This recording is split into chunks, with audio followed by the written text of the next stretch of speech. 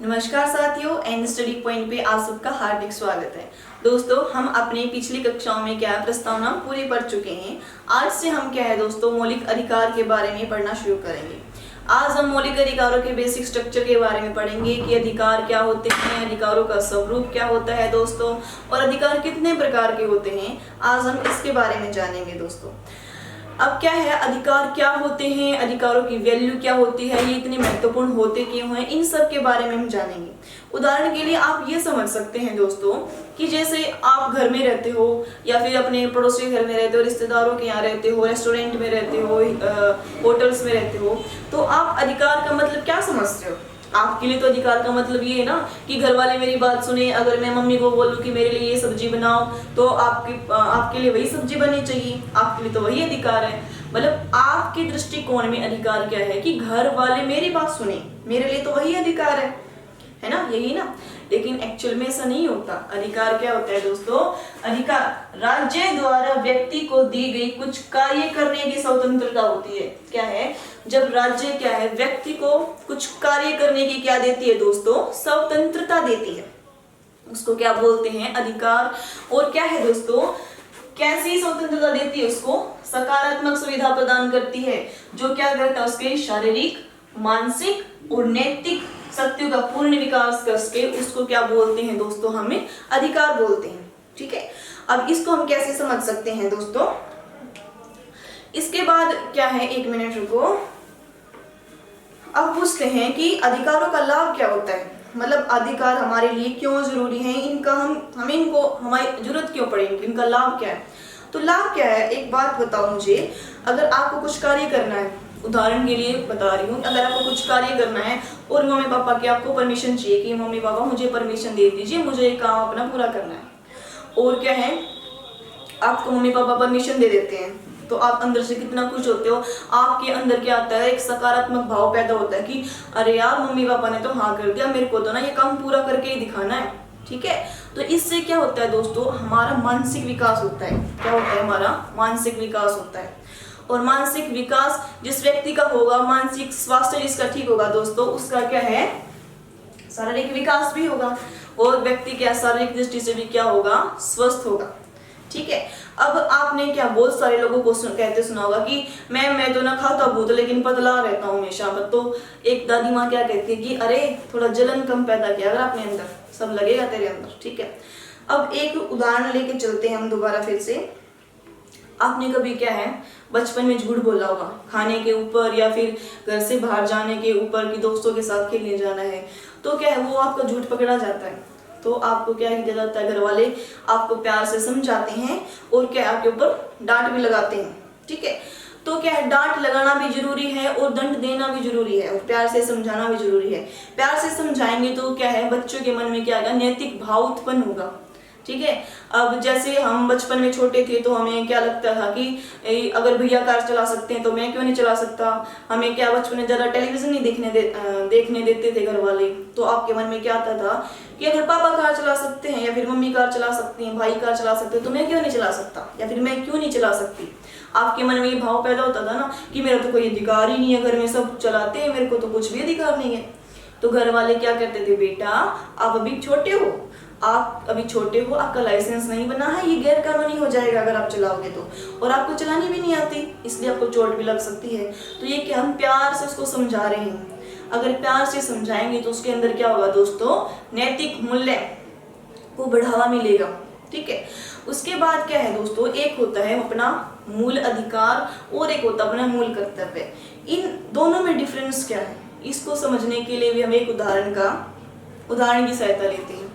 आप सबके साथ ये होता होगा कि आप सबके ना काम बांट रखे होंगे घर में कि अगर कोई मेहमान आए तो हमें उसको सबसे पहले नमस्ते करना है, और हमको क्या बोलने की जरूरत न पड़े, हम किचन में जाएंगे, गिलास में पानी भरेंगे और उनको क्या करेंगे, पानी पिलाएंगे। अगर मम्मी पापा घर पे नहीं है तो हम क्या बोलेंगे कि अंकल आंटी मम्मी पापा आ रहे हैं, तब तक आप बैठो।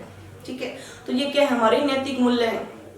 अब क्या है, आपके नैतिक मूल्यों में घर वाले ये भी सिखाते हैं कि सुबह शाम आपको पूजा पाठ करनी है। तो आपकी तरफ से तो क्या हो गया कि मेरा तो ये रोज का काम है, मुझे तो सुबह पूजा करनी पड़ती है, शाम को ही पूजा करनी पड़ती है, तो ये क्या है हमारा ड्यूटी। अब इसको आप क्या बोलोगे कि मैम हमें तो यही समझ में नहीं आ रहा कि ये ड्यूटी है या फिर राइट है। तो इसको समझने के लिए क्या है दोस्तों, हम ये देखते हैं मूल कर्तव्य और मूल अधिकार। इन दोनों में अंतर क्या है दोस्तों?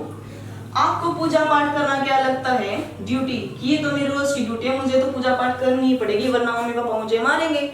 और एक आपने केस हमने अपनी पहली वाली क्लासेस में पढ़ा था, सबरीमाला वाला। उसमें क्या था, महिलाएं लड़ाई लड़ रही थी, किस लिए? उनको मंदिर में प्रवेश नहीं करने दिया जा रहा था, ठीक है।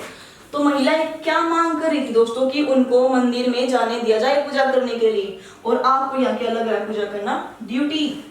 और यहाँ पर क्या होगी, ये मांग किसके द्वारा उठाई गई दोस्तों? ये मांग महिलाओं के द्वारा ये मांग उठाई गई, ठीक है। अब समझ में आया? अब क्या है, मौलिक अधिकार क्या होते हैं? मौलिक अधिकार की हम मांग करते हैं, और जो हमारे मूल कर्तव्य होते हैं दोस्तों, उनको क्या करते हैं, हम निभाते हैं। क्या करते हैं? निभाते हैं। ये डिफरेंस है मौलिक अधिकार और मौलिक कर्तव्य में। मौलिक कर्तव्य को हम निभाते हैं और मौलिक अधिकारों को हम क्या करते हैं? मौलिक अधिकारों की मांग की जाती है। अच्छा, ये बात थी। अब इसके बाद क्या है दोस्तों, देखो। अच्छा सर, फिर मैम ये हम ये समझे कि गवर्नमेंट ने हमें या फिर संविधान ने हमें बहुत सारी स्वतंत्रता दी है, स्वतंत्रताएं दी हैं, क्या हम कुछ भी कार्य कर सकते हैं? आपको स्वतंत्रता दी है, सीमित काम करने की सीमित स्वतंत्रता दी गई है। अच्छा, इसका मतलब क्या समझें? इसका मतलब ये है दोस्तों कि आप काम करने के लिए तब तक स्वतंत्र हैं जब तक आपका कार्य किसी दूसरे के लिए बाधा न बन जाए। अच्छा, तो इसके लिए क्या करते हैं, हम अधिकारों का स्वरूप जानते हैं कि अधिकारों का स्वरूप कैसा होता है। वो अधिकारों का स्वरूप, अधिकारों के लिए क्या लक्ष्य होना चाहिए कि अगर मतलब ये तो वही बात होगी ना कि हमारे सामने साक्षात भगवान खड़े हैं, तो इनको पहचानूंगा कैसे कि भगवान है?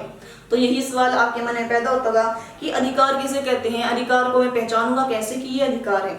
तो उसके लिए क्या है दोस्तों, कुछ पॉइंट्स दिए गए हैं हमारे उसमें, हम बताते हैं कि अधिकार किसे कहते हैं। हम अधिकारों के कितने लक्षण बता रखे हैं हमारे, कि अधिकार हम उसे कहेंगे जो क्या है, समाज में स्वीकार्य होगा।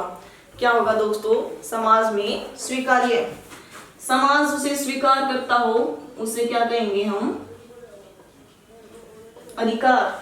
दूसरा नंबर पर क्या है दोस्तों, समाज स्वीकार करता हो और वो क्या है, व्यक्ति के विकास में सहायता प्रदान करता हो।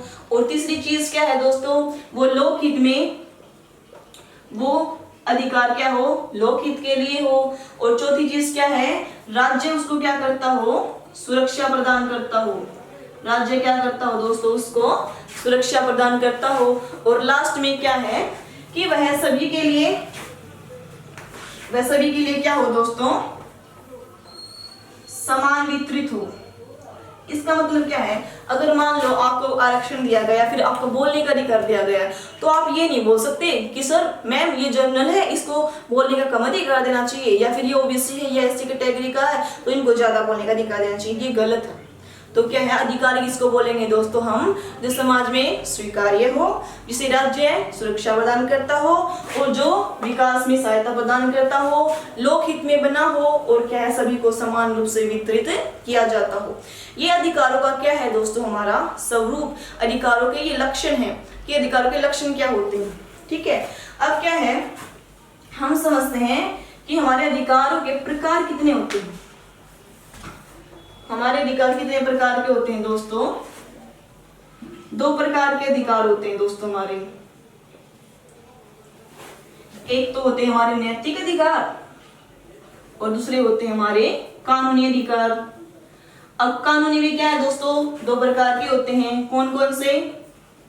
एक राजनीतिक और दूसरा है दोस्तों हमारे सामाजिक और नागरिक। अब इनमें डिफरेंस क्या है? अब क्या डिफरेंस है दोस्तों इनमें? नैतिक अधिकार किसे कहेंगे? नैतिक अधिकार क्या है दोस्तों, इसमें ना राज्य इनको सुरक्षा प्रदान नहीं करती। अच्छा, अब मेरे को ये बात हो, कैसे सुरक्षा प्रदान नहीं करती? अब घर वालों ने हमेशा ये सिखाया कि हमें बड़ों के पैर छूने चाहिए, नमस्कार करना चाहिए। अब एक बात मानो सर, मैम कि आप बड़ी पोस्ट पे बैठे हो और आप क्या बहुत कम उम्र में बड़ी पोस्ट पे बैठे हो, लेकिन जो आपके अंडर जो व्यक्ति काम कर रहे हैं वो आपसे बहुत बड़े हैं, तो क्या आप ऑफिस में जाकर उनको बोलेंगे अंकल जी नमस्ते, फिर आप बोलोगे एसडीएम साहब ये काम करना है, तो क्या ये अच्छा लगेगा? क्या नैतिक ये मूल्य अच्छे होंगे? ऐसा तो नहीं हो सकता। अच्छा, तो फिर क्या है, इसलिए क्या है, नैतिक मूल्यों में राज्य सुरक्षा प्रदान नहीं करती। अगर आपको मानना है तो माने, अगर नहीं मानना तो मत मानो, ठीक है। और हमारे कानूनी अधिकार क्या होते हैं दोस्तों, जिसमें राज्य को क्या है, राज्य द्वारा ये सुरक्षित होते हैं। राज्य इनको क्या करती है दोस्तों, सुरक्षा प्रदान करती है। राज्य इनको क्या करती है दोस्तों, सुरक्षा प्रदान करती है। ये कितने टाइप्स के होते हैं, सामाजिक, नागरिक, और दूसरा नंबर क्या है हमारा, राजनीतिक, ठीक है। अब क्या है सामाजिक, अपने सामाजिक में कौन कौन से अपने अधिकार आ जाते हैं दोस्तों, स्वतंत्रता का अधिकार, समानता, संपत्ति, परिवार, शिक्षा, ये सारे अधिकार क्या है हमारे सामाजिक और नागरिक अधिकार है। और हमारे राजनीतिक अधिकार कौन से हो जाते हैं, हमें वोट डालने का अधिकार दिया जाना चाहिए, हमें क्या है चुनाव में खड़े होने का अधिकार दिया जाना चाहिए, सरकार का विरोध करने का अधिकार। क्या हम सरकार का विरोध कर सकते हैं? जी हाँ, आप सरकार का विरोध कर सकते हैं, ये हमारा मौलिक अधिकार है। अब आपके मन में एक सवाल पैदा होगा कि राज्य सुरक्षा प्रदान करती है, या फिर इसका मतलब क्या समझे हम? ऐसे समझ सकते हैं, राज्य किसको अधिकार मानेगी, किसको मौलिक अधिकार में ऐड करेगी। तो आपको पता होगा कि जो हमारा शिक्षा का अधिकार है ना दोस्तों, पहले वो मौलिक अधिकार नहीं था, वो पहले क्या था, राज्य के नीति निर्देशक सिद्धांत में था। लेकिन बाद में क्या है, क्यों था पहले वो राज्य के नीति सिद्धांत में, क्योंकि उस टाइम पे सरकार का इतना बजट नहीं था कि वो सबको अनिवार्य शिक्षा दे, ठीक है। इसलिए क्या है दोस्तों, मौलिक अधिकार नहीं बनाया गया शुरू में, बाद में उसको क्या बनाया गया, मौलिक अधिकार बनाया गया। आज की कक्षा में हमने समझा दोस्तों कि अधिकार क्या होता है, अधिकार राज्य द्वारा प्रदान किया जाता है, और ये हमारे मौलिक अधिकार क्या होते हैं। मौलिक अधिकार कौन से आर्टिकल तक हैं दोस्तों, हमारे 12 से 35, और हमारे कौन से भाग में है, भाग 3 में,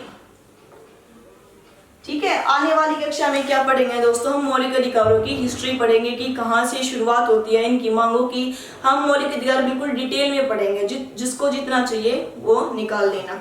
धन्यवाद। मैं आशा करती हूँ कि आपको ये वीडियो पसंद आएगी। अगर पसंद आए तो लाइक, शेयर, कमेंट, सब्सक्राइब करना न भूलें।